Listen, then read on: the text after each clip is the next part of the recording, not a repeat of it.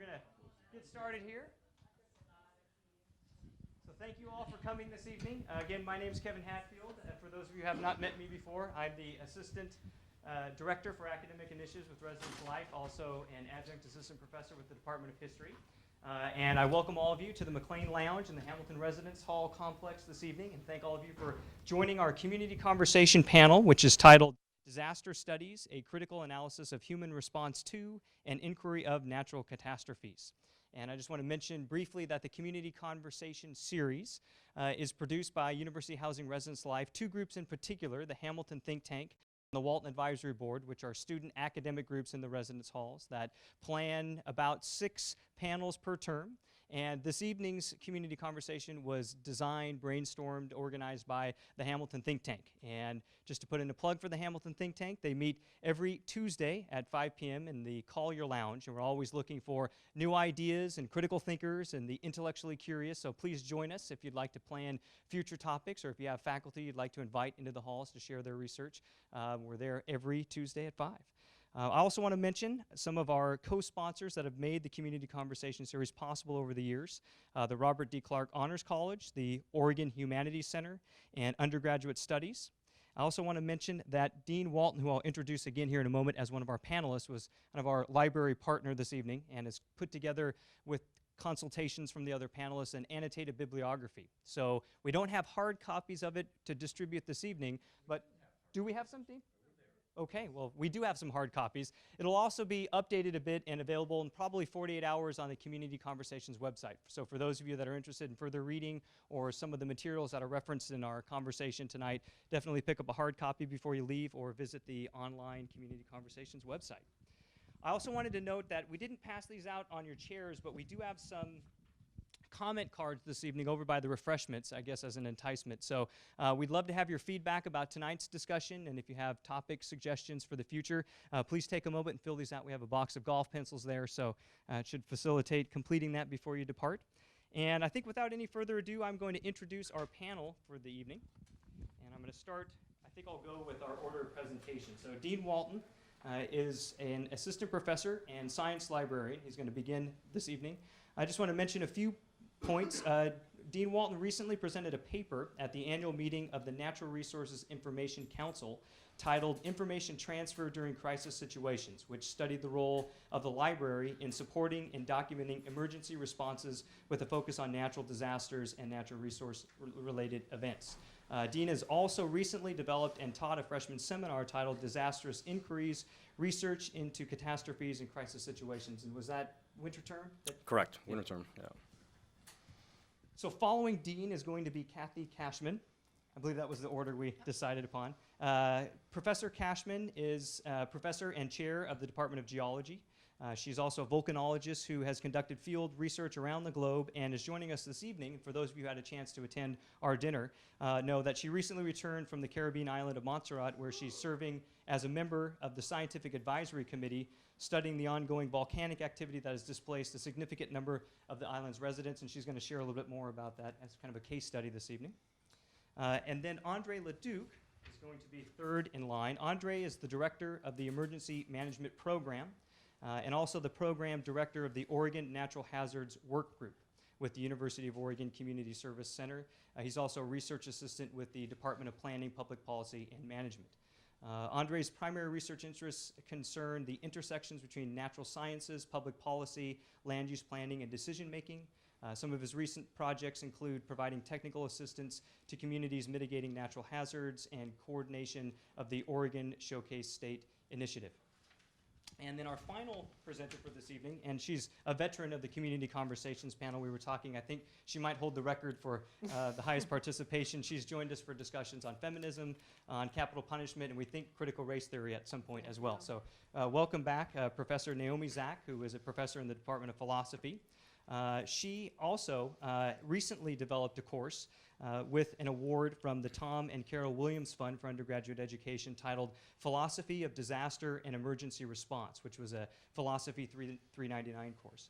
She's also the author of a forthcoming book titled The Specter of Disaster, New Moral Questions from Life and Popular Culture. And she might tell us when the book is going to be available. I don't think we had copies of it available for this evening. No, So- I don't know myself. I'm waiting to hear back from the publisher. It's being reviewed. But it is done. It will be out. So that'll be on the bibliography as well at some point. So join me in thanking our panelists here for joining us this evening. Turn it over to Dean. Well, it's a pleasure to be here tonight, and I was actually excited to have the invitation. My talk is the information specialist response to natural hazards and disasters, and something that was sort of left out, I think, of the title. A lot of what we talk about today will be natural hazards. Some things lead into disasters, but I want to mention that. You might wonder what a science librarian is doing sitting up here talking about disasters. I think I can give you two good reasons for that. First, librarians and information specialists are, I think, play a fairly important role in the dissemination of information regarding natural disasters. Secondly, this is also a topic that I have a very strong interest in. And I might wonder why I have this interest. I think it goes back to my past a bit. Prior to being a librarian, I was an EMT, involved in work with search and rescue, cave rescue, and spent the majority of my life as an environmental scientist, doing a lot of field work, remote sensing, GIS work, and more recently became a librarian, and the area of research just seemed like this was the place to go in this new position. So what do information specialists do in regards to this role? Well, we try to connect the information needs of, say, Dr. Cashman here and Director LeDuc. We try to do research on developing ways of delivering information effectively and to the right audience. We try to make sure we have concrete systems to actually do these jobs, not only doing the research, but to actually bring it to fruition. Then we do the more typical, I think, librarian kind of things, and that is we collect, maintain, supply books, data sets, databases, maps, images, videos on natural disasters, and make sure that they are accessible to the right audience. And then finally, we are fairly active in organizing, tagging, and qualifying information. And just as an example, Dr. Hatfield mentioned the bibliographies that we get involved in creating. So what I have here is just a list of resources that are available from our library regarding this topic, dealing with issues of the science behind studying natural disasters, and also policy issues and things related to emergency management, things that Director LeDuc here would be covering. So let's go into some questions. What is critical analysis of the inquiry into natural disasters? What does that mean to people? Anyone have any feel for something like this? What are we getting ourselves into? Would we look at, say, would you be curious about how your own government officials look into this field? I think that's probably a very valid thing to think about. And so one thing that I'll look at is how government officials try to get information on the subject. Well, a recent report came out from the National Research Council, and it indicated that your government officials rarely, if ever, look at scientific journals regarding natural disasters. Now, this would be the mainstay of materials that Dr. Cashman would be looking at, the peer-reviewed journals. Your government officials don't look at these things. According to the NRC. So what do? Instead, they go to meetings and they discuss this information verbally. And in fact, there's a meeting going on right now up in Bend, Oregon, of the Oregon emergency managers. So they are communicating verbally. And I'll ask you, is that good or bad? And here hopefully someone will speak up and say, have some opinion on this. Yes? There's no written record of what happened in the meeting, or? that could be a very important issue. Yes. Anything else? Well, what is good about this is that you have a lot of face-to-face meetings. You have a chance to develop a very strong relationship with people who you're going to rely on when it comes to an emergency. Someone who you're going to be calling at 3 in the morning to get out of bed to respond to your request. So this is a very important thing and very good thing. However, on the bad side, verbal communication has a few problems. It lacks in accuracy and quality. And how might those, any idea how accuracy and quality might differ? Okay, I can give you an example. For quality, I'll give you 3 safety features for studying volcanoes. All right, wear proper clothing. So, verbal communication, you often forget to put in points 2 and 3. So the information is accurate. I just said that, yeah, it's important to wear the right clothing, but I didn't really follow through on the rest of that information. So that's a downside to verbal communication. There's also the issue of saying, the seismic swarms off the coast of Oregon are hazardous or aren't hazardous. That little change there is a big change, and it's very easy to make that sort of mistake. So that's the sort of the downside for verbal communication. Written communication, and within peer-reviewed journals, you have sources that are well edited, well looked at, and you really have very good confidence that the material is accurate. Well, I'm going to go and look at another sort of concrete example. Oops, did I get there? I may be on the wrong part of the slide. I want to ask, what was the sort of a slight change in story here? What is the biggest natural disaster to cause loss of life or I should say, what natural disaster caused the largest loss of life in Oregon? Anyone know what that is? All right. There was a flash flood in Heppner, Oregon, northern central Oregon, that resulted in the loss of basically 256 people. That's the event, and we're going to be on the wrong one here. Let's see. Let me try to go through to the other side. Oh, so I are on the right one. We have a wrong cover loaded. Let's see. Get back. Sorry. All right. I apologize for that. So this Heppner flood was the biggest natural disaster or the disaster that caused the largest loss of life in Oregon. And we have 2 books, hot off the press, right here. One is Oregon Disasters, True Stories of Tragedy and Survival, and Oregon's Greatest Natural Disasters. They both basically talk about the Heppner flood. However, in one case, the story becomes quite embellished. Both of these are both nonfiction. But in one case, we have a story that's quite embellished, and when you look at the sources and read those sources, you find that the story doesn't appear to be accurately portrayed. And so this is an issue in basically data quality. Even in the written world, you're going to have issues of data quality. And this is the more recent book. I found this to be very, very helpful.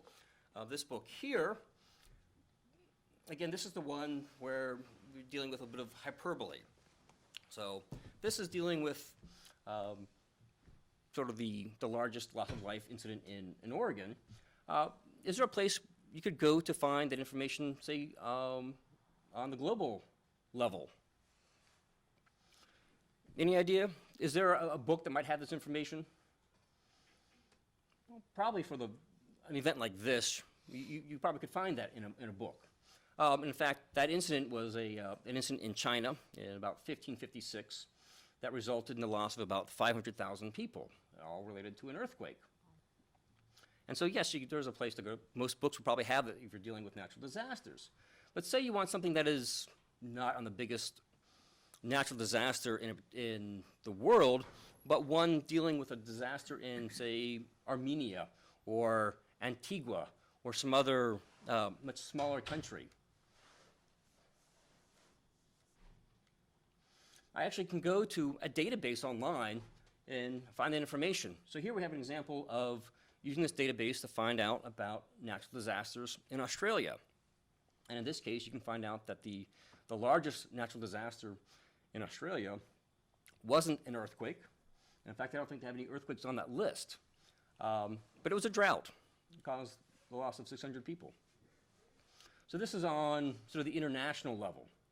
We also have the ability to look at this on the national level. I can go to another database and pull up information regarding any particular disaster in any state, type of disaster, and do it by county. And this is a database that is supplied by the University of South Carolina. And this is how information specialists sort of respond to this issue of natural disasters. We tend to collect data, organize it, and then put it out there so that someone has access to it. All right. So we're talking about right now some data sets that are fairly static. What we have are historical data. Now, this is all good, but maybe you work for the Red Cross. And you have some other concerns because you need to respond to something, maybe that's going on right now. What kind of data might you want? Anyone feel like they could talk about that? Yes? Injuries? Okay. How about prior to any injuries? How about you're in the planning phase of something? You are looking at the state of the affairs of the world. What areas might be impacted by a natural disaster? Well, maybe there's a source we can go to find some real-time data regarding the state of the world. And here there's a data set supplied by this group called Global Incidents. All those little icons up there represent events going on in the world right this moment. It includes, in this case, this map is dealing with more political issues. They actually have bomb threats, it has plane wrecks, things like that, things that some emergency manager might need to respond to. But this site is actually hidden behind a proxy server. So actually, I have no idea who puts this information out. But it's out there for the public to see, and it is updated. It's real-time data. So you're getting feeds from, say, the FBI. So that's really interesting. But now I can go to another site, I think probably a little more useful for us, and that this site here is put out by an emergency group out of Hungary. And they have a real-time data map that basically portrays the state of the world right now. It shows where there's current volcanic eruptions. We're looking at where there's current heat waves. Those little white boxes that are over India with the orange circle in them represent heat waves. We have there in Southeast Asia an icon representing a cyclone. And so this could be very important information for someone who is an emergency manager who needs to decide, do I need to start moving equipment to Southeast Asia in the chance that there may be a huge cyclone that's going to impact the country there. So very, very useful tool here. Naomi, yeah, yes. I'm just wondering, do you have to know the specific websites, or will this come up in a Google search or a Google Scholar search? You can find this from a Google Scholar search. Yeah. You have to know what to search for, but right. If you look for like a natural hazards map, this might come up. Okay. Now this is in the bibliography. You can find the site in our bibliography. So here's one data set that actually be very useful to emergency managers. Let's see here. All right. And I sort of described how those two services differed. One really was dealing with basically political issues, and it also is one that's hidden behind this proxy server, so you have no idea who's supplying that data. And to me, that sort of is a red flag. The second site actually is from a public, or is the owners are publicly advertised, so you know where the information comes from and who supports it. And that's sort of a very important thing to any sort of data user, is knowing sort of the quality of the data and where it comes from. So let's look at some other things here. If you are this Red Cross person, and you were trying to describe what you did in, say, Sri Lanka after the Banda Aceh, or the 2004 tsunami that occurred December 26th. And so we look at the Red Cross, and we want to get an idea of really what they did at that point. So I can go and say, oh, the work that Andre would do would be disaster mitigation. And so in this map here, this indicates basically what the Red Cross was doing in Sri Lanka right after that tsunami. Each red dot represents a site where they were working to deal with disaster preparedness. And, but this is just part of what the Red Cross did. And I think it's really interesting to really see how widespread and the huge impact that the Red Cross has when they do relief work. And so it's up to sort of the data information specialists to try to portray this in a very effective way. And so the next slide here, I think, is very effective in showing what the Red Cross did after that tsunami. And each dot there represents where and what they did, whether it was providing shelter, providing food, providing some other assistance. So I think this is a very, very cool graphic map that was created to help portray what goes on during relief work. Other interests you might have come to if you're an emergency worker here in Oregon or in the States, would be trying to get a hold of more local weather data. And one can easily go to the NOAA weather data sites and pull up their link to their satellites. And here we can get feeds and get a whole series of different satellite feeds regarding current weather conditions, whether we're dealing with an oncoming snowstorm, whether there's an area where there's a heat wave going on. This is all available at the click of a button for somebody. So I think this is a very important tool. And I want to compare two other maps that also show fairly local conditions. They both use the same data source coming from USGS, but they portray the data in different ways. So the first map is it's a real-time Streamgage Map, and it shows the level of water in streams around the country. And so here's the map. The green circles represent the normal flow of streams that are in either between, I guess, 25 to 75% of their normal flow. Areas that are in red or in yellow are below that 25%. The yellow represents basically 25 down to 10%, and below 10% they become red. So these areas actually are where the flow is very, very low and almost at a minimum. In contrast, areas that are light blue are above 75% of normal flow. The dark blue are above 90% of normal flow, and the black dots represent record highs. So from this map, I can see two different things. I can see an area where there's a drought going on. I'm going to ask the audience, where's that?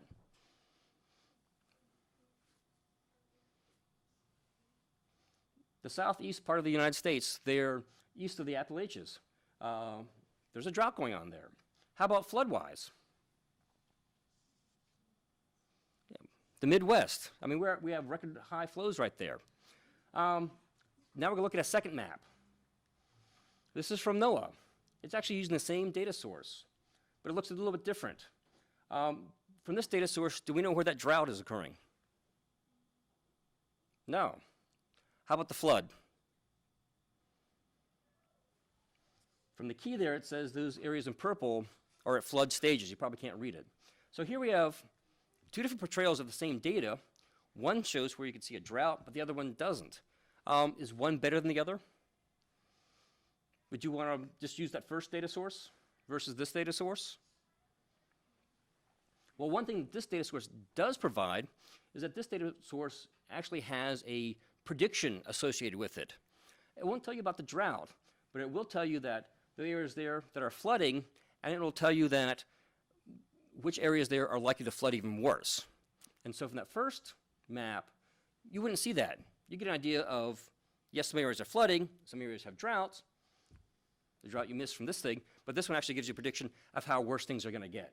And so again, same data source, but two different portrayals of the information from that data source. And then other real-time data sources, just to sort of highlight here, we're dealing with earthquake data. We can look at this as it goes by, and we actually can see the recent New Madrid earthquake there in Missouri, up there in the upper right. We can look at active volcano activity in real-time data. The red triangles there represent that data.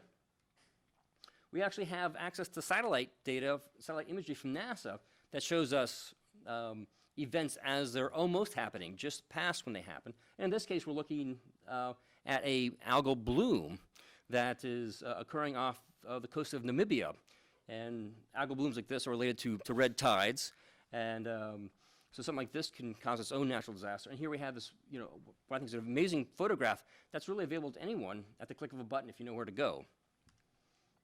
And finally, just end up here, we have access to other USGS data, looking at past events and then sort of the current state of affairs. And here we're looking at a current photograph of the bulge building up on Mount St. Helens.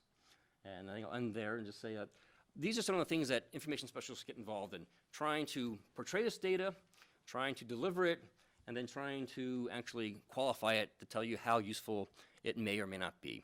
And with that, any other questions? Because that's what I have. Thanks.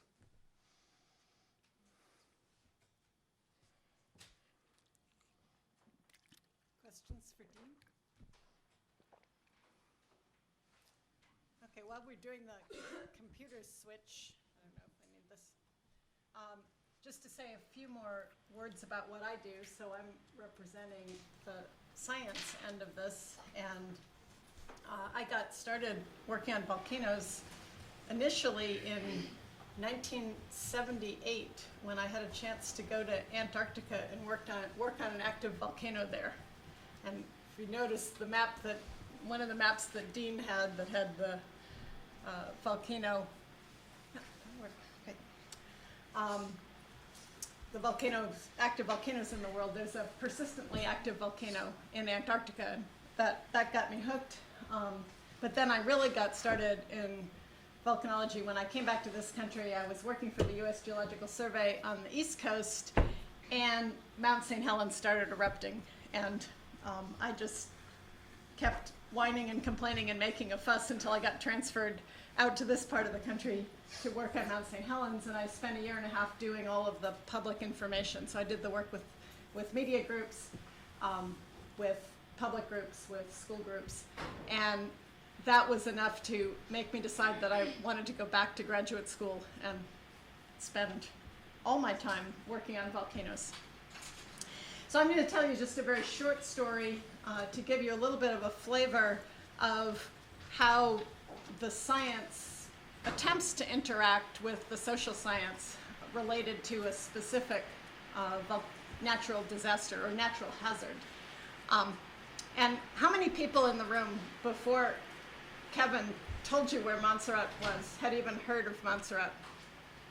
A few people had, good. So Montserrat is a tiny island. Actually, there's a great song, Little Island Live Volcano, that pretty much sums it up. Let's see, is this actually going to work? I may have to have you advance it. So this is a Google Earth image of the island of Montserrat. It's part of what's called the Windward Islands in the Antilles, or the Lesser Antilles. It's a volcanic arc in the Caribbean. And next slide. And if we zoom in on Google Earth, and I hope you all use Google Earth, it's the greatest time waster around, but it's also, you can learn something from it. You can see the island. The island itself is only about 12 miles long, so it's small. And as of July 1995, the whole southern half of the island, which was a dormant volcano, has become an active volcano. And, so, yeah. No, I was having this trouble with it before. They'll just have to advance it for me. So actually, why don't you move on?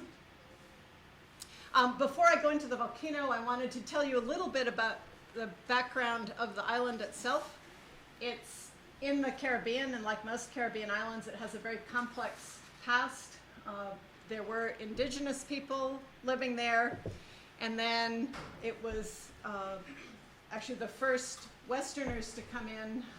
Well, I should say the name itself was given to the island by Columbus when he came over, and he named it after a mountain that's near Barcelona that's called Montserrat.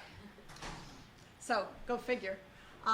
Then the first European colonists to come in were actually from Ireland, and the island people identify themselves with Ireland, which is strange. I was telling the people at dinner that when you arrive, the stamp in your passport is a green shamrock. So it's a nice tropical island. Next. It doesn't look like maybe your image of a Caribbean island because it's all volcanic. There were never any nice white beaches, and there certainly aren't now. It's quite hilly. And so even before the eruption happened, it only had a fairly small population, about 12,000 people. And it did not have extensive tourist resorts on it. Next. Despite its name, which sounds French, as I said, it was settled by the Irish, or the Europeans coming in were Irish, and it's currently one of the British colonies or a British dependency. So the culture is an amalgamation of various Caribbean cultures and British culture. In this particular picture, I was over there last year during the what did they call it? Anyway, the international cricket championships, which were being held in the West Indies on the various islands. So this was everyone standing outside the little bar watching cricket on television, which to us Americans is a little unimaginable because cricket games go on forever. Next. I said the culture is quite complex, and it's complex in interesting ways. Again, last year when I was there, it was St. Patrick's Day, which is a big celebration on the island. It's a celebration, in part people wear green and shamrocks, but the woman here is serving up traditional food, which they describe to us as slave food. So it's also, it turns out that St. Patrick's Day was when the people gained freedom from slavery. So part of the St. Patrick's Day celebration is also a memory of their culture and slave culture. Next. And there were these kids in costumes dancing that are sort of Caribbean colorful costumes, but the person who was directing them had a whip, and he was the slave master. So that memory is still very much a part of the culture.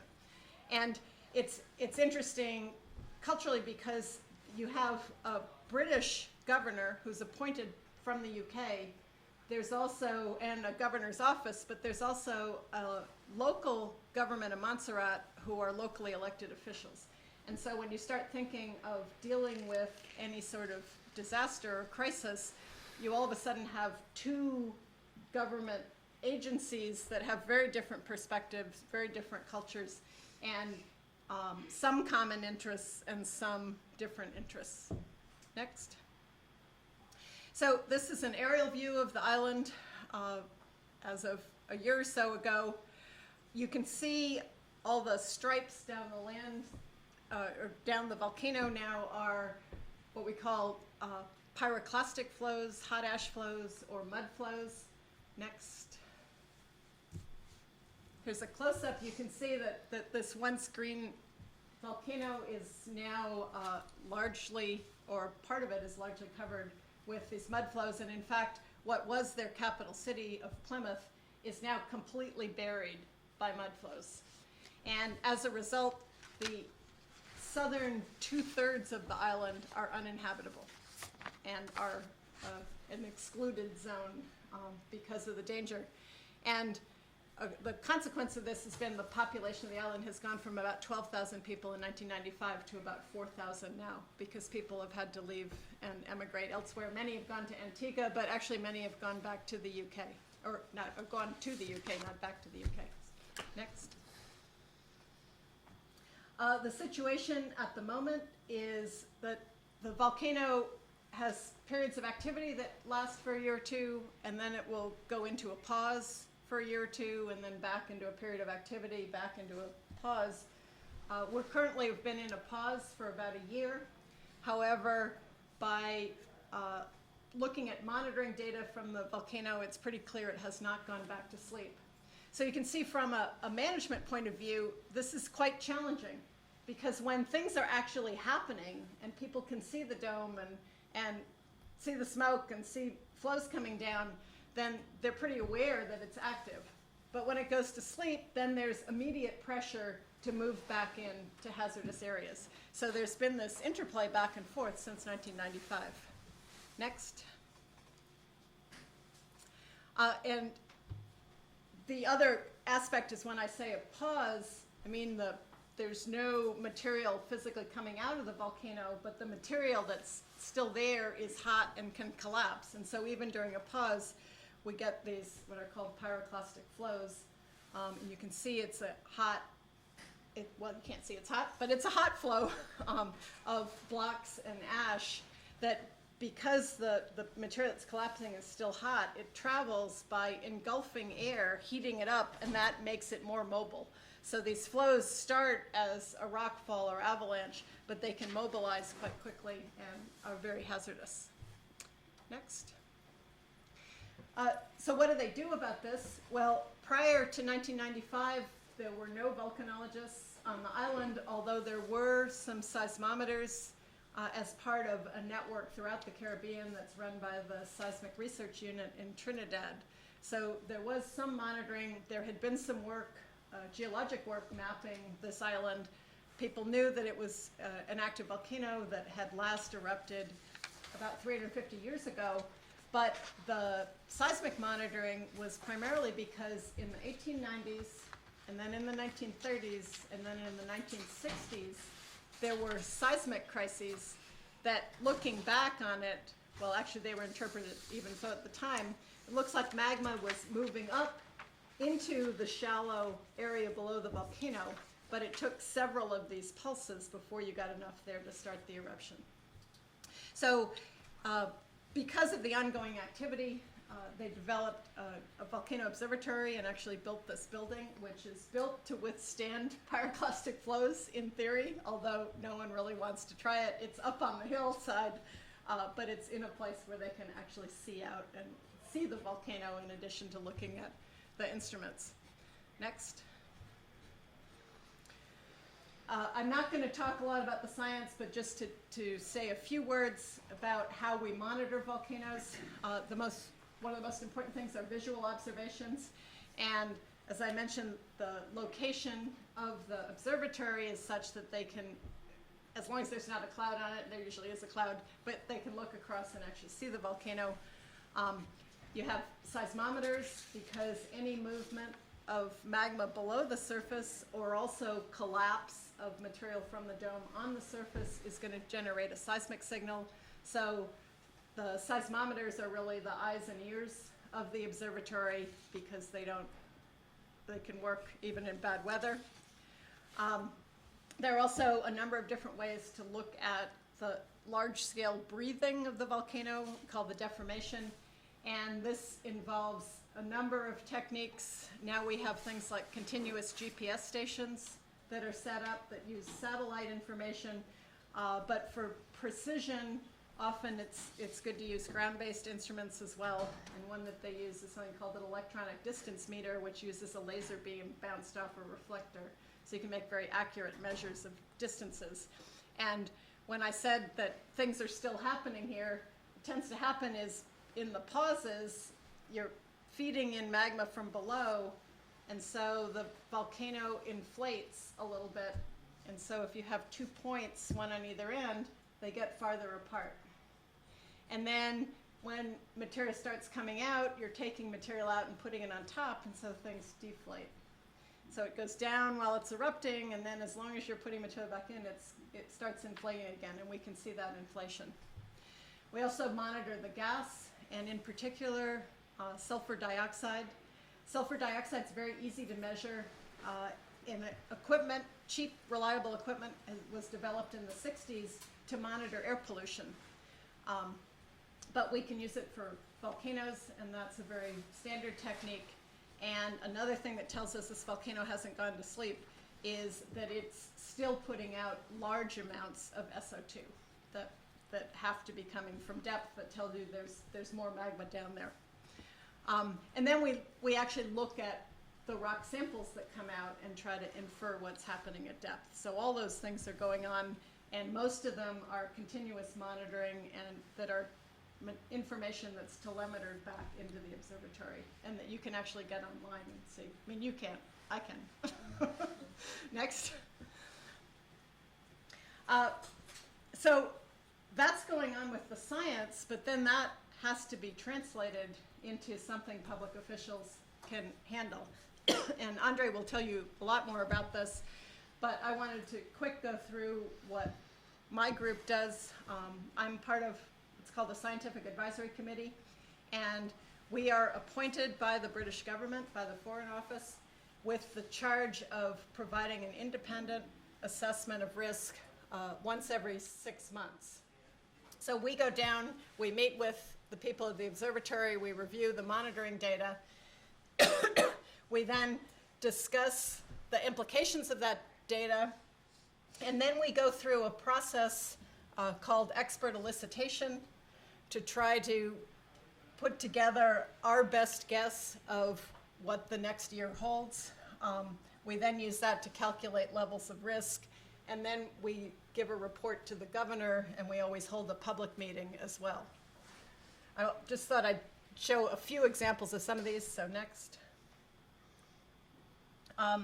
One thing that we look at is modeling of data. So we have monitoring data, but we want to know, okay, if this dome has grown and it's sitting up there and part of it collapses, where is it likely to go? How far is it likely to travel? And how is that going to translate into potential impacts on populated areas?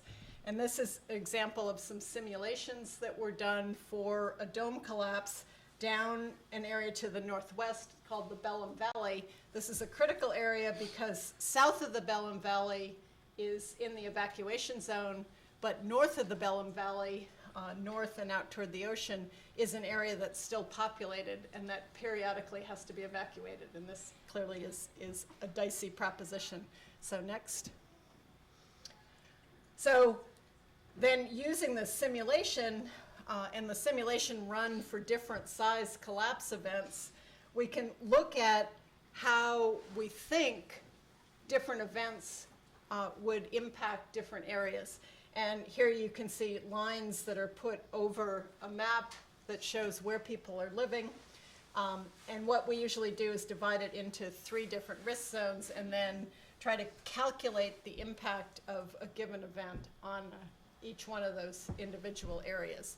And the idea here is to try to help the governor decide when he needs to call to have those areas evacuated. Next. Typically in a given meeting, we also are asked to address specific questions. I don't expect you to read those, but these are questions that we got before this meeting. We were sent the questions from the director of the Montserrat Volcano Observatory, but they're questions that were asked of him by both the local government, the government of Montserrat, and the British governor's office. And most of them are about hazards in specific areas, particularly related to some business interests that people have. So in addition to doing a general risk assessment, we'll get a list of questions saying the government specifically wants you to address these areas. Next. We then go through something called expert elicitation. It's one method of getting a group consensus or a feeling of a group about uncertainties and probabilities. It's being used quite a bit in things like the nuclear industry or the airline industry, where in any case where you can't put an actual number on, the dome will collapse on Tuesday, September 12th. we can't do that. So what you're trying to do is get the best assessment of the group, and the way it's done is every member of the group is calibrated on a set of questions, and the calibration is trying to figure out, number one, how reliable is your information? How well do you know specific facts? But the questions are set up such that no one would know the exact answer to them. And so the other thing that you're being calibrated on is how well do you know what you know or what you don't know. And that is, for an example, if I was given a question that I was very sure of the answer, I'm asked to not only give the expected answer, but also what's the maximum and minimum around that answer that I expect. And so if I'm someone who, if I know the answer well, I give a small error boundary, and if I don't know the answer very well, I give a wide boundary, then that's saying something about not only what I know, but what my certainty or uncertainty level is about what I know. And what that's trying to balance out is it balances out the quiet person who might know a lot but doesn't speak up versus the person, you all know the people who are always very confident, and they'll be very confident even if they have totally the wrong answer. And so, but this is a way to try to use everyone's own personal way of going about it, but solicit opinions from the group. So next. Then we develop what we call risk trees. Again, I realize you can't see any of the details, but we build up the probability of a number of different scenarios, and you can see several of the trees then have different branches. And the idea is at the end, you'll get a whole set of probabilities, one probability for each specific scenario, and that can be used to calculate the risk. An important thing is not to hand the government officials a set of numbers. They don't want that. What they want is something that they can understand, and we've experimented with different ways of doing this, but I'll show you one way of translating the risk is to develop risk classes and then compare them to other events that people are familiar with. And you can see here, this is a schematic risk class that compares it to, first of all, other natural hazards in the Caribbean, like the hazard of hurricanes or floods or earthquakes or tsunamis. These are more common hazards. We have fairly good ideas of what the probabilities of those are. There's also a comparison with everyday hazards, things from cancer to childbirth to road accidents, and also occupational hazards. So it gives you some sense of comparing the volcanic risk to other fairly well-known risks. There's also then a discussion of whether you're talking about risk to the individual or risk to the society, and that's another sort of complex discussion. Next. And finally, another thing that we help update are risk maps, and this particular one is a very simple one. The orange is an unsafe area. The green is a safe area. There are some areas on the boundary of the green that fluctuate back and forth depending on what the volcano's doing. But there's also a lot of fishing in Montserrat. So another important component of this risk map is this particular one is the maritime exclusion area. So it's giving the government guidance on where it's safe to have fishing boats right offshore and where they might be impacted by volcanic events. Now, this comes to the last point of we make recommendations, but the government does not always follow recommendations. In fact, this particular one, we were arguing because of the state of the volcano that they should extend the maritime zone into that little white box on the end, and they never did. So that's the political part. Next. So finally, we have a public meeting. I don't have any pictures of this, but the public meetings can be fairly highly charged, particularly if the volcano is active and there's discussion of areas having to be evacuated. That was the situation last March. And after we got out of the public meeting, several of us said, forget reality TV.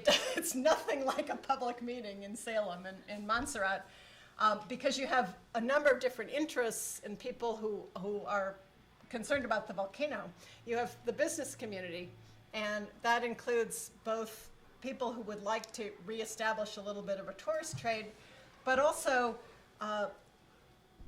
one benefit that the volcano has provided, and a resource that's in short supply in the Caribbean, is sand and gravel. Because the volcano is producing all this sand and gravel, and when most Caribbean islands are coral, there's a shortage of sand and gravel. However, the sand and gravel is all in the hazardous areas, and the only place they can bring barges in to ship the sand and gravel out is also in a hazardous area. So there's a back and forth between how hazardous is it to have people going in and out of with sand and gravel trucks relative to the state of the volcano. Another component of the community who are very vocal, even though they're a small component, are the expatriates, mostly Americans, some British. They're people who have bought their dream retirement home, and they're really mad that this volcano is messing it up. Okay, so they're always there. There are people who are concerned about public safety, and often it's the women who just want to know, is it safe for me to have my family in this area? And then you've got all of the levels of local politics going on, where the background politics start to feed into the discussions of the volcano, even if they're ostensibly unrelated. So I think the last slide, I just thought I'd show you the crew, the Scientific Advisory Committee, and Volcano Observatory staff with the volcano in the background. And I hope that this has given you a little bit of a flavor of a specific natural hazard that is not the big disaster we usually think of. It's not a Katrina, it's not an Indonesian earthquake, but both of those are examples of things that they come on fast, they have a big impact, and then everything is about recovery.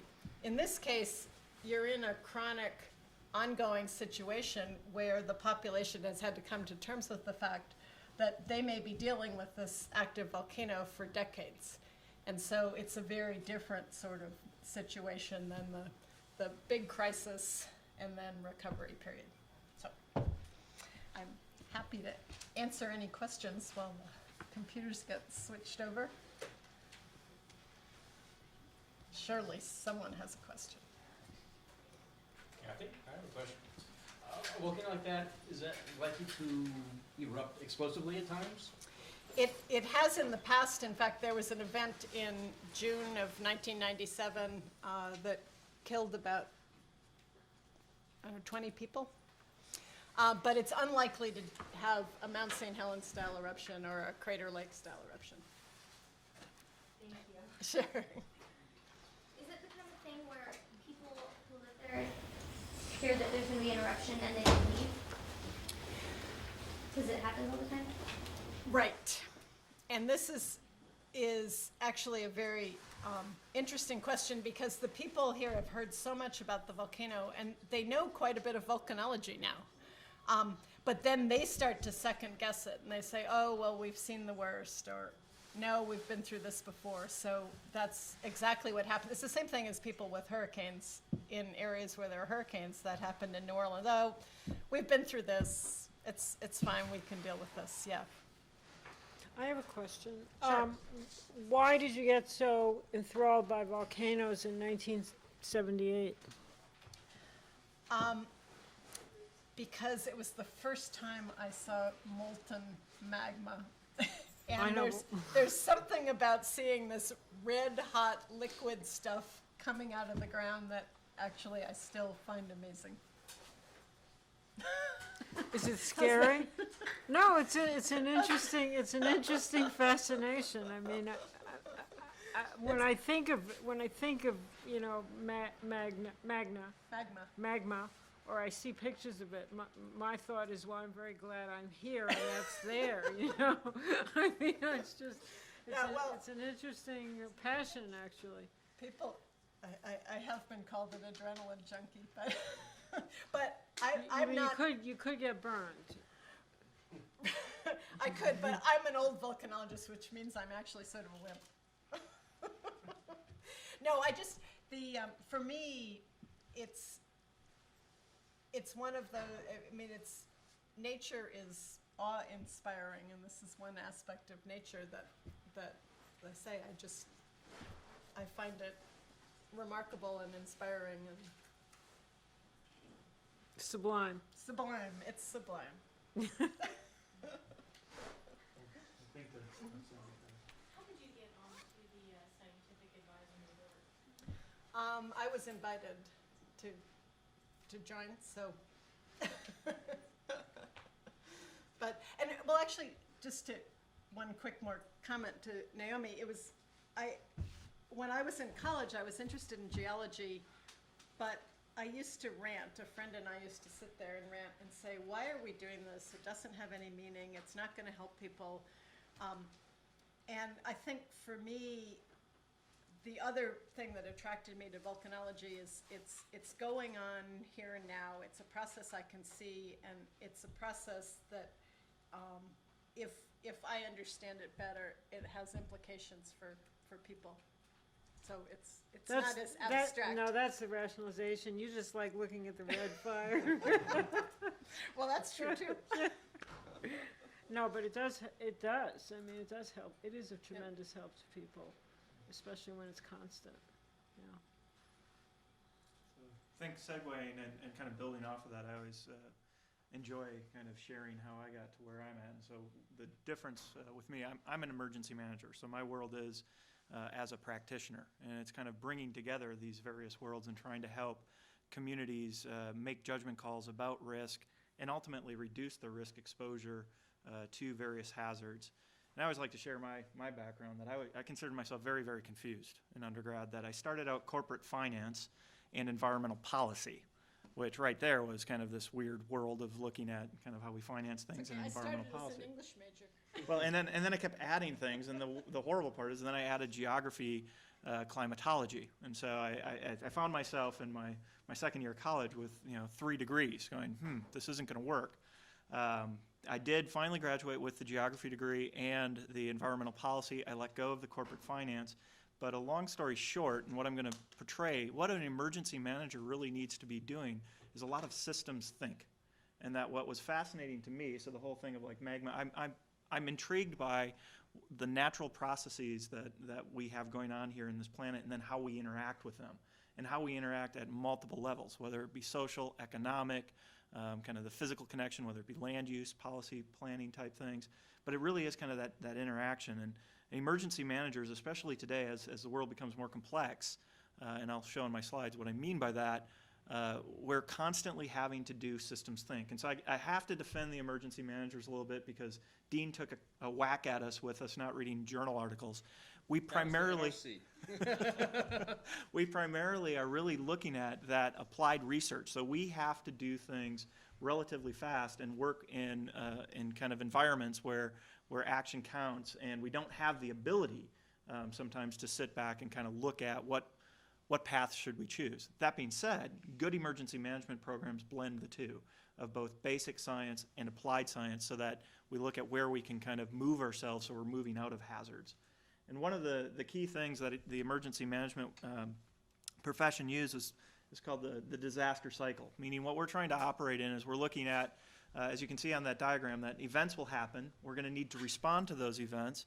We will eventually recover from them.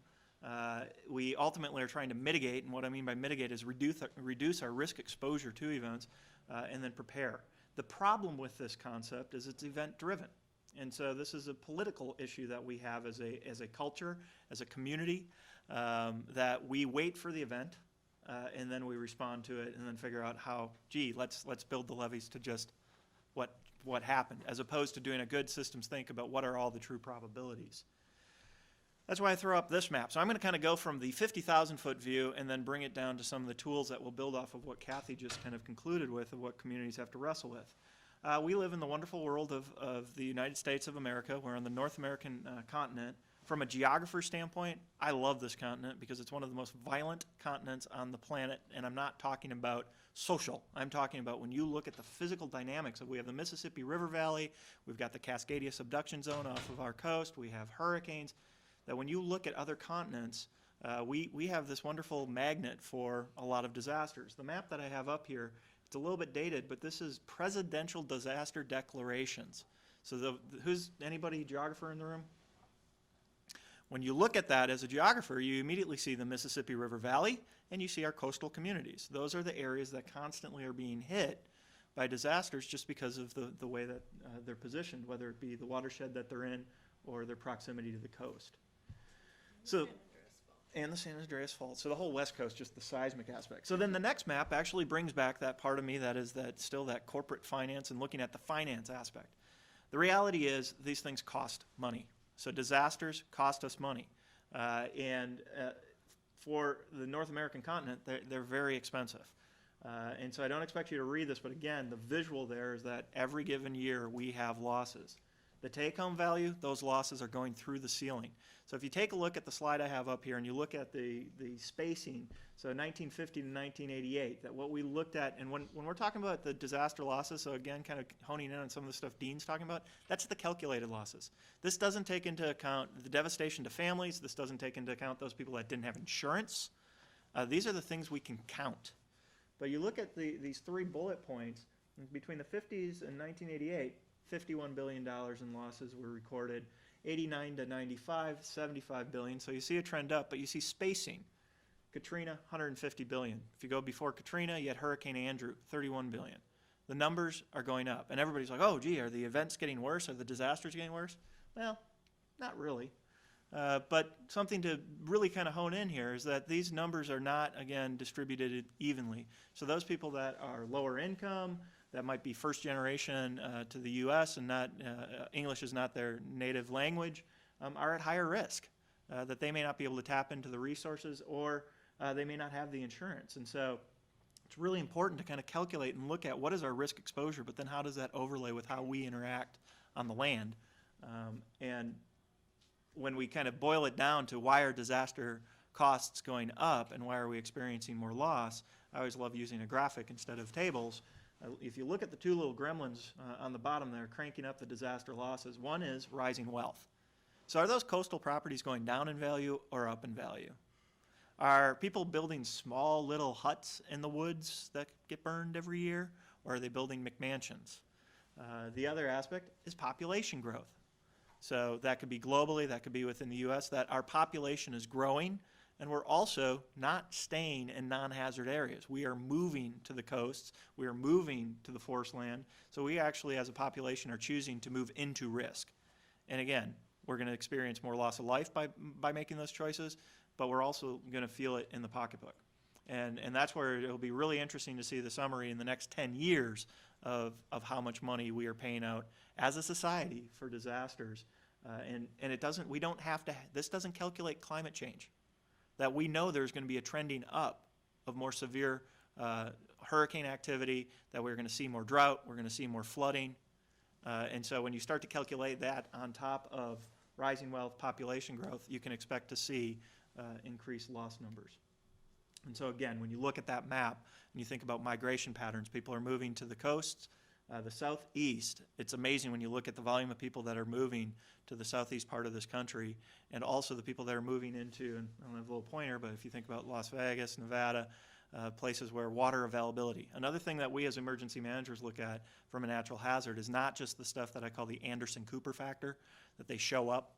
And I think that Kathy kind of gets at this with the Montserrat, where what I call the slow moving disaster. Most people don't realize that Las Vegas, Nevada is running out of water. Maybe they'll hear about it, but when you start to look at the projections, it's scary in the sense of what do you do with a whole community or a whole state that basically starts to run out of water? And how do we respond to that? And are we putting plans in place today to deal with that tomorrow? That gets me to this little slide that I think does a good job of kind of tying together the stuff that Kathy was just talking about with that case study. When we have to go and communicate to elected officials, to business owners, what we're trying to do is there's very complex scientific data behind this that we don't expect the politicians or the average citizens to take the time to really understand. But what they need to know are those outputs.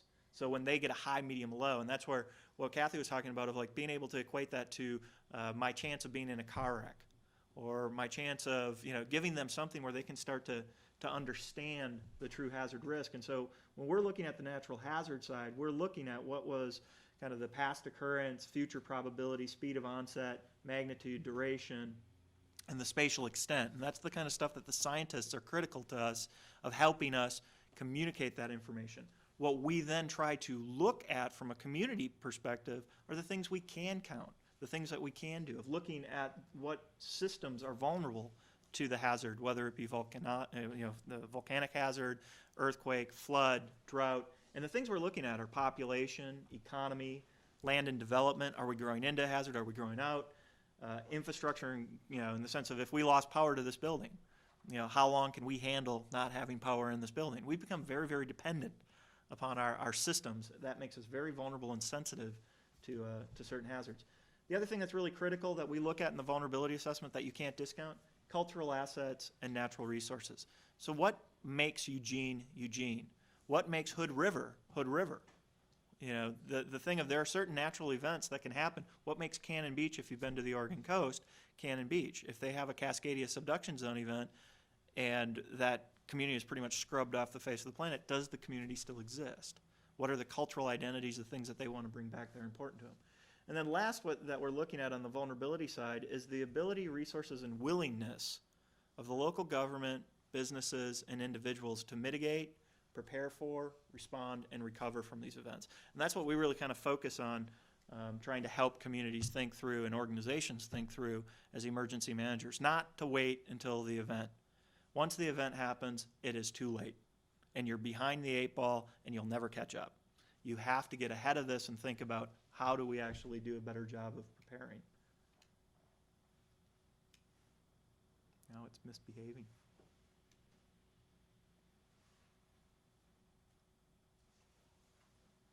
Froze.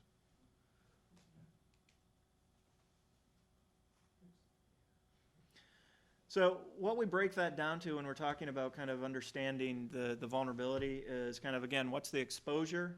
So what assets are in that place, whether it would be the demographics of the population, how many buildings are at risk, and then the sensitivity. Like I liked how Kathy was saying that they designed the building to withstand a lahar. And so how sensitive is one building compared to another, or a bridge or a utility line? And then the last component we're really evaluating is resilience. And so have we designed resilience into our systems? And this can both be from a physical aspect, but also from a social construct, meaning if you have a large extended family, you are more resilient than an individual who is a transplant in a location and has no social connection. And so often we think about these things as the built environment, and what we really try to do is you have to look both at the built and the social, and you can start analyzing these types of things and being able to figure out where you need to apply limited resources to make your community safer. And what we try to do, because we have a limited amount of money, we have a limited amount of people power that we can throw at this, that you have to kind of gauge what are our highest risk potentials and also what are chronic. And so one of the things that, again, I think building off what Kathy was pointing out, that the large-scale eruption, well, that's kind of that catastrophic, high risk if it happens and takes out the whole island. So that kind of fits up on the upper, like for the Oregon coast, we would rank a tsunami up there. But then if you go down into kind of on the right-hand side, bottom, like coastal erosion, there are certain things that happen every year in what we call a chronic type hazard. And so it's not a hazard severity, it's not super high, but it's chronic. And so it's that whole thing of if you can start mitigating some of your chronic hazards, you actually can see cost savings over the long run. And sometimes we're really fixated at looking at the big event, looking at the Dante's Peak type approach, and not realizing that we have to kind of gauge where we put our resources both on chronic and catastrophic hazards. And what this kind of boils down to from the emergency manager's world is that we look at I stole the food pyramid. We look at a suite of things that we try to apply to a community, and we build it from a basis or a foundation, meaning looking at how do we actually, one, establish an emergency management program. Some communities don't have that. They don't have the political will or the buy-in that you need an emergency management program to address these issues. And then as you move up, We're looking at treatments that we can do to mitigate the risk. Everything we mitigate today, we don't respond to tomorrow. So if we can actually remove the risk from the community, we want to do that. If you can't mitigate that risk, then you need what we call an emergency operations plan, in the sense of if it happens, what are you going to do? How are you going to respond to it? And building off that, there are a lot of events that you're going to have to deal with the event for a long duration. Katrina is a great example of that, in the sense where just after the event and after Anderson Cooper left did not say that the community was rebuilt, that they have to do continuity of operations. They have to keep moving forward and ultimately moving into recovery. The pyramid gives the illusion that this is something that is static, that you build these plans and they're good. It's a very dynamic system that you're constantly evaluating, reassessing, and looking at your system and then applying treatments and updating these plans. But when I hear emergency management is often couched as a response, it really is much, much more than just response. It's basically looking at the systems and looking at its vulnerability and reducing its risk. And then the last slide that I wanted to leave you with is that the challenge that we have as emergency managers and as practitioners doing this work is we basically need to change behavior. And to do that, we have to move people across a continuum, that they not only need to be aware of the risk, but they have to understand what that risk is, accept the risk, and then ultimately they'll do behavior change. Or maybe they won't. But you can think about this from the individual level all the way up to your elected officials and policy, that often what we stop at is we just try to make people aware that there's a risk. When the reality is for behavior change, you have to move them through a continuum from awareness to understanding to acceptance so that they actually will do something about it. So that's the basis. And actually, I think I have my closing slide, which I love that quote, that this is from the Indian Ocean event where you're looking at a community before and after. And that, we have this concept that the cities we build are bigger than nature, but nature will always win. So I know we're running behind time, so I don't know if there's questions while we transfer, or I'll hand it over to. Okay. That's fine. Yes, I'm going to give you a break from the screen-centered presentation, and we're going to go back to paper. I have to compliment you and thank you. You guys are real troopers to come out in the evening to listen to other people talk when you spend a good part of your day doing that anyway. So I wanted to do something a little bit more interactive. And I wanted to address, I'm walking out here not to upstage my co-panelists, but because I'm very nearsighted and I'm not going to be able to see you unless I actually walk around occasionally with eye contact. No, I think they can hear me. You can hear me, right? Can you pick it up? It's for the camera. Oh, it's for the camera. Oh, okay. All right. So this is for the camera. I would like to talk to you about ethics and disaster. And I'd like you to think about ethics and disaster as it pertains to you. And then I want to have a brief discussion about the difference between altruistic responses to disaster and obligatory responses to disaster. So let's begin with this excerpt from Naomi Klein's book, The Shock Doctrine. How many of you have heard of this book or heard of the name Naomi Klein? No? It's a fairly astute and exciting conspiracy theory. I'm not going to précis the book, but here's a quote. This has nothing to do with conspiracies. This is true. The question is, what is wrong with this picture? HelpJet, an airline in West Palm Beach, Florida, advertises as, quote, the first hurricane escape plan that turns a hurricane evacuation into a jet-setter vacation. Upon storm warnings, reservations are made for passengers at 5-star golf resorts, spas, or Disneyland. Evacuees leave the hurricane zone on a 30-passenger turboprop. I checked this out. They do have a website. No standing in lines, no hassles with crowds, just a first-class experience that turns a problem into a vacation. Enjoy the feeling of avoiding the usual hurricane evacuation nightmare. Passengers can bring their pets. Membership is $500 a year, and round-trip airfare was about $2,000 in the 2006 hurricane season. Talk about white flight. That's a joke. What's wrong with that? Is there anything wrong with that? Yeah.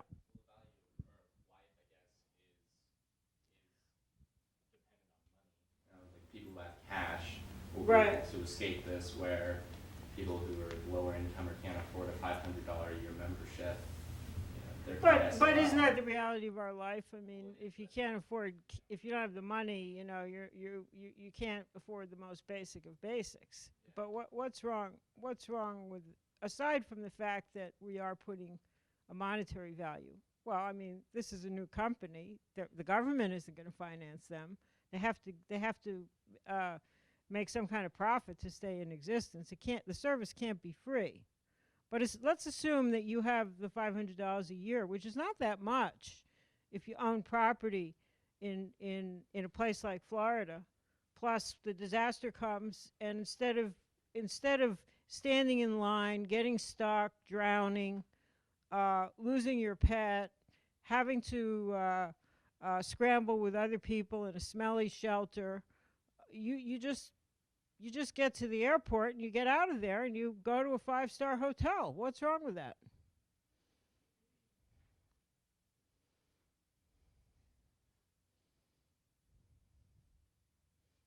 Would you do it?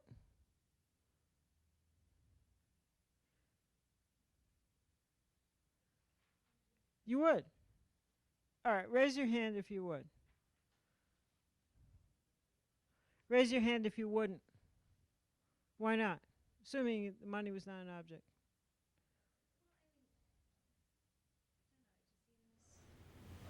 Kind of like you're avoiding something that if you're choosing to live in that area, maybe you should have to live with everybody else. And why do you get to be rich and avoid life? Well, you're already rich. Okay, you already have money. I mean, no matter how much money you have, there's going to be someone worse off than you. Yeah. And you're going to, you know, that doesn't mean in our society that you give your money away. I don't think there should be a company that makes a monetary gain directly from helping people get out of it. no, from helping people saving get out their of the way lives. this way. If it was Oh, more okay. fairly distributed, I'd be like, yeah, definitely do this. But it Seems unfair. yeah, it just kind of seems What like else? the bad end of capitalism. You know, when I asked my class, I'm teaching this course in disaster for the second time, and I asked my class, and most of the class, who are probably a more representative cross-section of this campus than you are, because I don't think that they would spend their evenings going and listening to people talk, you know. Just my impression. Most of them said, well, hey, of course I would do it. Why wouldn't I do it? You've got to take care of yourself and you've got to take care of your family. Well, you do, don't you? You have to take care of your family. So what's wrong with it? Yeah. No. It's making the divide bigger between the rich and the poor. It's making the divide bigger, and it's adding, you know, I think one thing that we can agree, and I think we pragmatically have to recognize that your first obligation in disaster is to save yourself. You know, when you take a trip in the airline and the stewardess or the steward stand in front and they say, if you're traveling with a small child and the oxygen mask comes down, put it on yourself first and then put it on the child. Why do they say that? Yeah. Yourself first, then you could be suffering and you won't be able to help the other person. You won't be able to help the child. So if you don't take care of yourself, you won't be able to help anybody else. And if you don't take, and I think we recognize that we have an obligation to help our family members. It's not just it's nice and unselfish to help our family members, but especially those members of our family, not the siblings who you hate, but those, you know, your grandmother maybe if she needs your assistance, or if there's a younger person in the family. We have an obligation to help the dependent members of our family, which is beyond normal altruism, right? I mean, there's a radical moral failure if you don't take care of your children. There's not the same kind of radical moral failure if you don't take care of your neighbor's children, but it's a good thing to take care of your neighbor's children if you can. So I think what's wrong with this is not the dimension of saving yourself and saving your family. I mean, I think in a capitalistic consumer society, that's a normal thing to want to do. I mean, you get yourself and you get your family out of the disaster area. The emergency personnel don't have to worry about you. You've taken care of you're taking care of yourself, and you're even taking care of your pets. You're taking care of everybody you're responsible for, and you've removed yourself. I would like to suggest, though, what's wrong with this, and the reason some of you reject the whole thing, is there's an element of celebration in the ad. You know, it's the first hurricane escape plan that turns a hurricane evacuation into a jet-setter vacation. I mean, it's one thing to decently get yourself out and maybe keep track of what's happening back home and see if there's any way you can help. It's quite another thing to get yourself out and just have a great time, party. There's something wrong with partying while the people who are around you in your community are suffering. So this, I think what this does is it introduces a distinction between moral obligations and moral decency, if you like. In other words, there is we have obligations to our family, we have obligations to ourselves.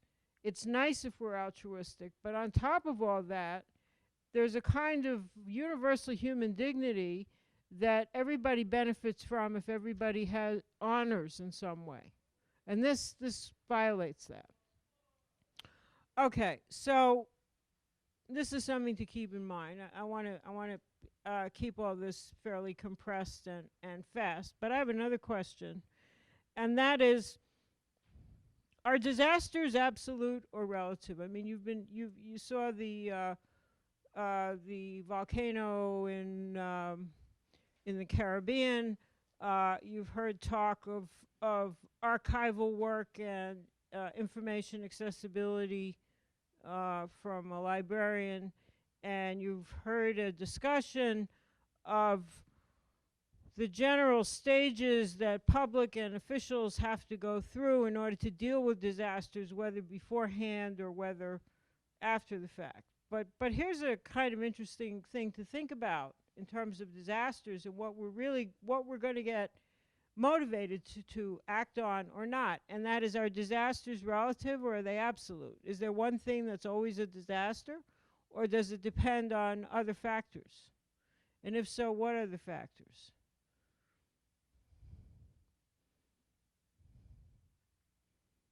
So if you were riding a vehicle in the United States and somebody blew it up, would that be a disaster to you?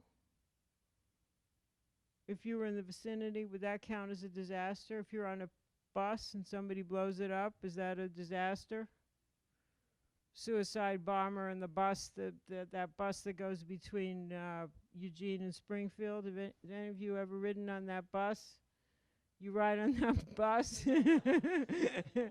Okay, you ride on that bus and somebody blows it up and half the people on the bus get killed. Is that a disaster that you've just been in? Would the community be horrified? How long do you think it would take them to get over that? How long? A week? Until something else happened. But I think at least a week. I think people would be talking about it for a week, and it would go down in history as one of the most terrible things that ever happened in Eugene.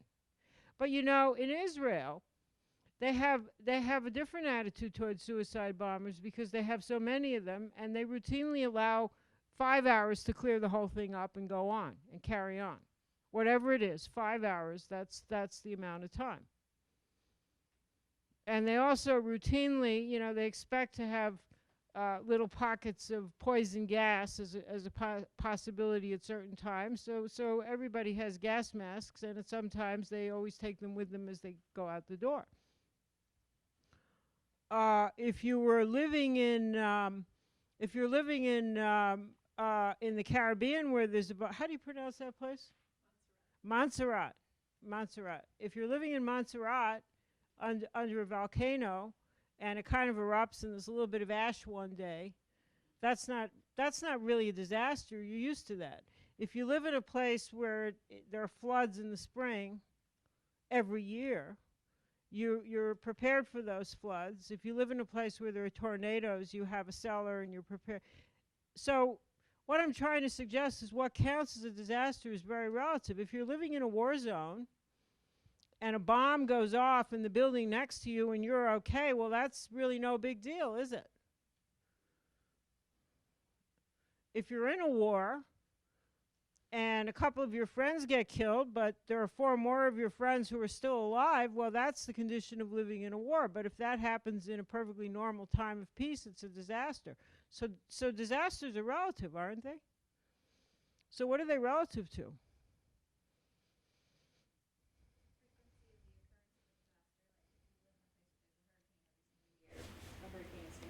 Okay, they're relative to what, that's right, but they're relative to what we get used to as being normal.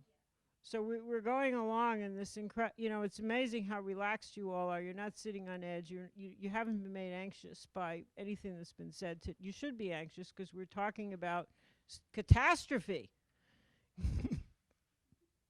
But you on the other hand, it's getting late in the evening, and it's not a bad idea to wind down. But what I'm trying to say is that this state that you're in is a state of normality. And it's the state against, it's the normal inertial condition in a relatively safe and secure society. And we do tend to think that disasters are things that always happen, except when they do happen to us. But for the most part, they happen to people far away, very far away, who are very different.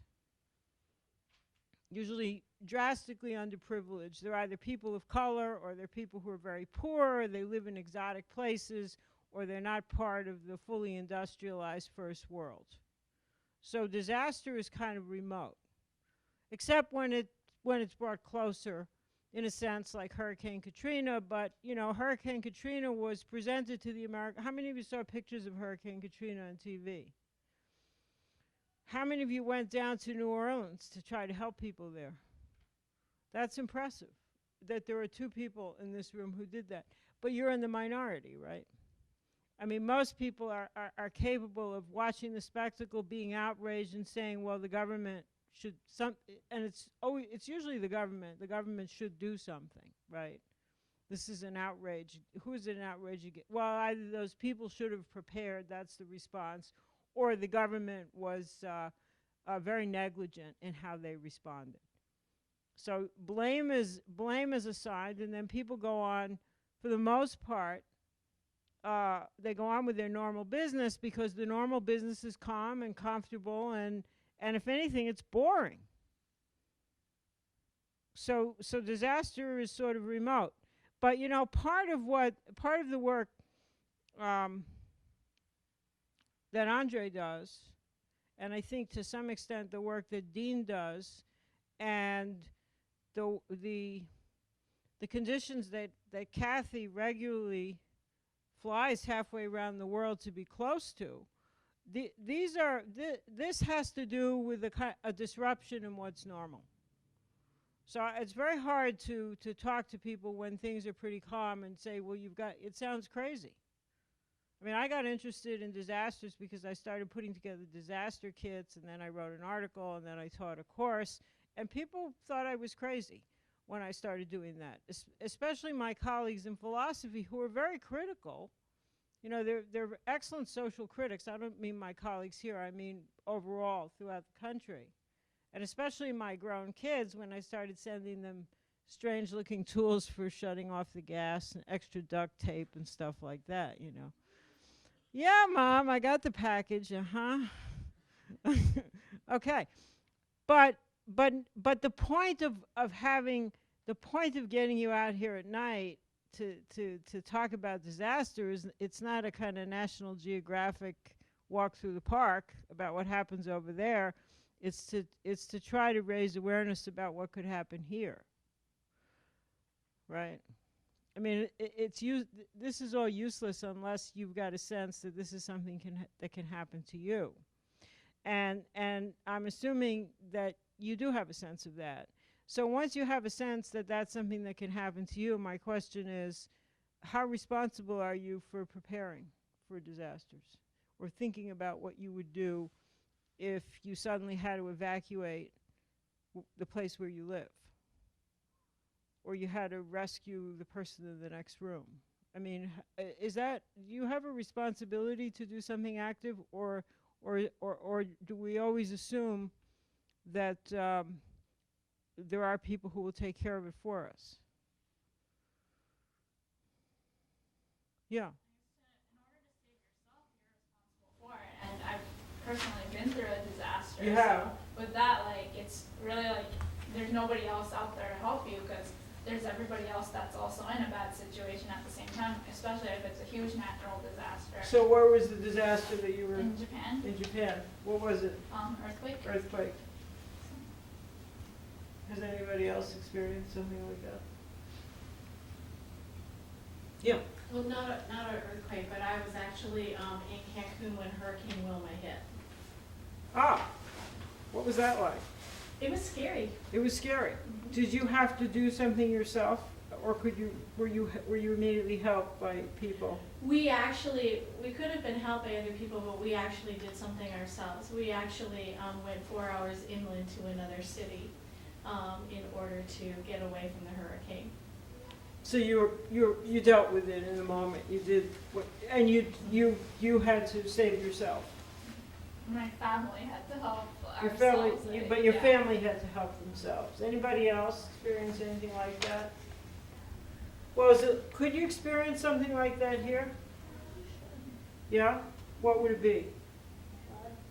Flood? Earthquake, Earthquake? What else? fire. Fire? What else? A tornado that hit in Vancouver.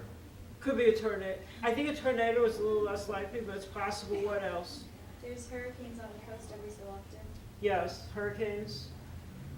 There's the I-5 corridor. All kinds of trucks with very mysterious type, huge shipments of unbelievably dangerous chemicals, toxic waste, possibly even radioactive material, regularly just, like about a mile away. And also there's a railroad that transports similar types of things, and you can't, by looking at a truck, tell what's in it because it might say Frito-Lays on the side, and actually it might have a biological shipment of something extremely disgusting and toxic. Seriously. So what are you going to do? I mean, my question is, well, what do you do? I mean, how do you deal with this? I mean, do you have disaster kits? Do you think about it? Do you talk about it? Do you have evacuation plans? What do you do? Because obviously the government and, the university officials in loco parentis and being somewhat, they have a responsibility, but I can pretty much guarantee they're not going to be personally by your side as soon as something happens to escort you to safety. Not within the first 10 minutes, say, when you need help. So what are you going to do? And they may be hit themselves. I mean, part of the problem in Katrina with the police not showing up is they had to stay home and do the best they could to take care of their own families. So what is your disaster plan?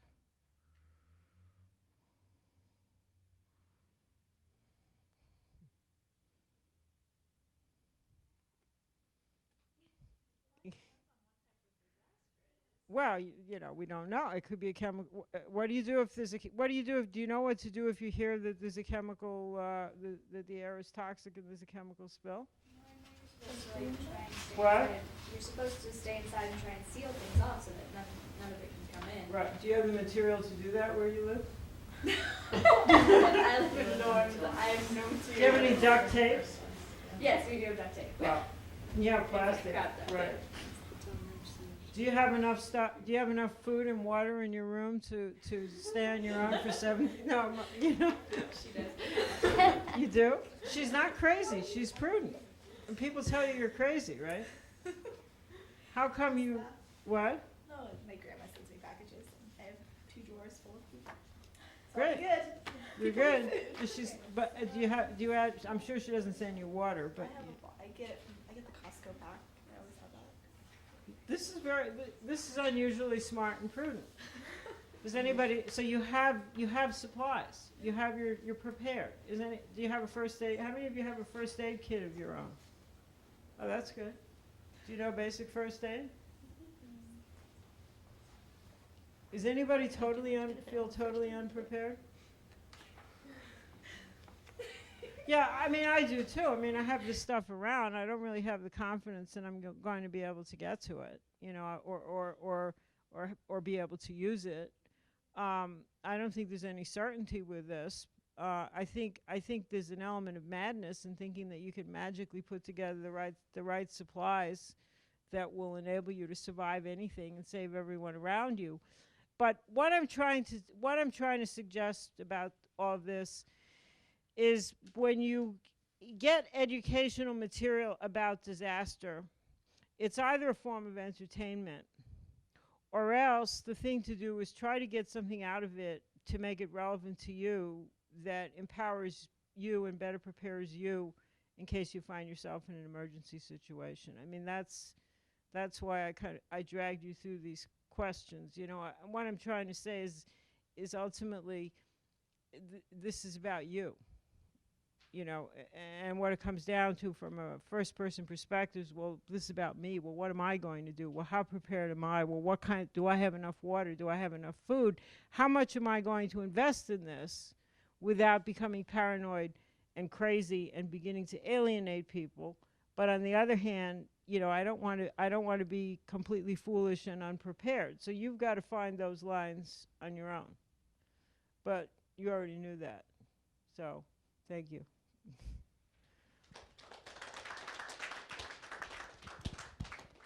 Thanks, everyone. I think we still have some more refreshments, so you're welcome to indulge. And thank you to the panel once again for joining us this evening. I also forgot to mention, I have a few copies of Andre's paper, Establishing Mitigation as the Cornerstone for Community Resilience. So if anybody's interested in his talk, I have some extra copies.